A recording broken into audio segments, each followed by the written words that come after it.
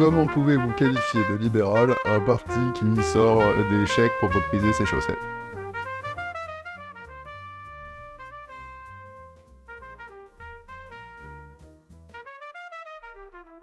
Je m'appelle Rudy Feydel et je suis le président du Parti libéral français.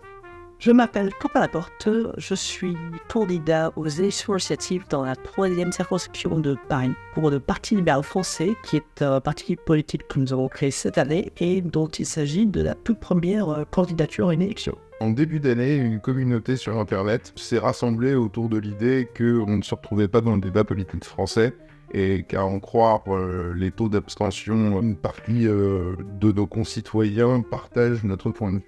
Qui est distant, alors on a des partis existants qui sont très illibéraux, de l'extrême en gros du spectre politique. D'un côté le RN, de l'autre encore plus probablement la France Insoumise, qui pour le coup exècre tout début de semblant de libéralisme.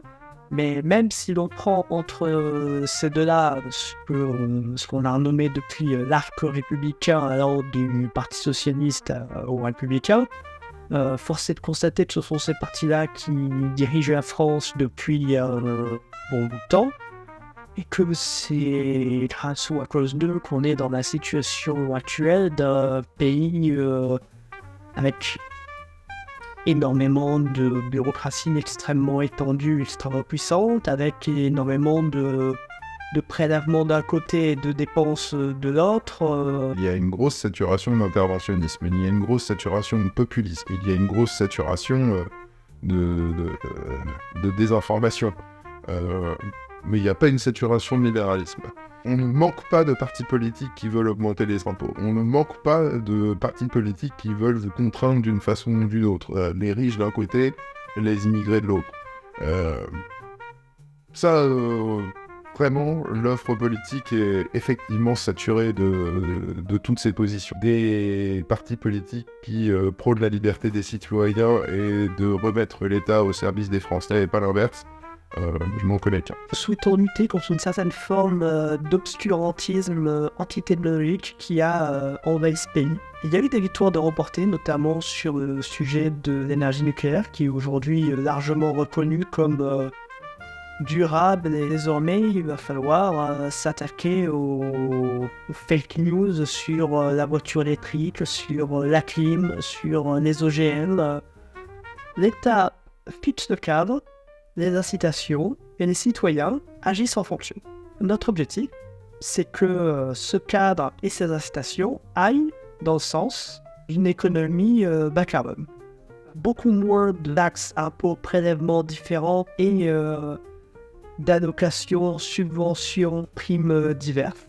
L'idée que les gens doivent et peuvent profiter du fruit de leur travail. Que les méthodes de calcul soient beaucoup plus faciles à comprendre pour les gens, pour pouvoir leur assurer un filet de sécurité pour les plus précaires, et au-delà de cela, que chaque euro gagné soit taxé de la même manière, et pour que les gens soient encouragés à monter en compétences, à travailler mieux, et que ça leur rapporte concrètement, afin de casser les trappes à bas salaire, recréer une classe moyenne. Quelqu'un qui souhaite profiter de l'ascenseur social ne soit pas bloqué par l'État, que ce soit par des mesures ou des procédures administratives tellement complexes que seuls les experts peuvent réussir à en profiter, et voire en surprofiter. Les coûts pour se loger deviennent insoutenables pour de nombreux Français.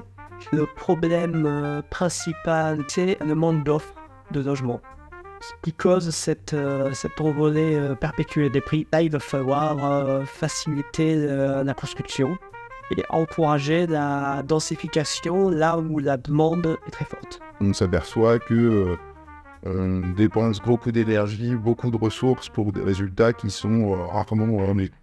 Renforcer notre état de droit et nos libertés individuelles en redotant notre justice au moins à un niveau équivalent aux autres pays européens. On a de plus en plus de lois, mais moins de droits, car la justice n'est pas en mesure de faire son travail, notamment dans les délais qui soient compatibles avec l'exercice des droits et des libertés de nos citoyens.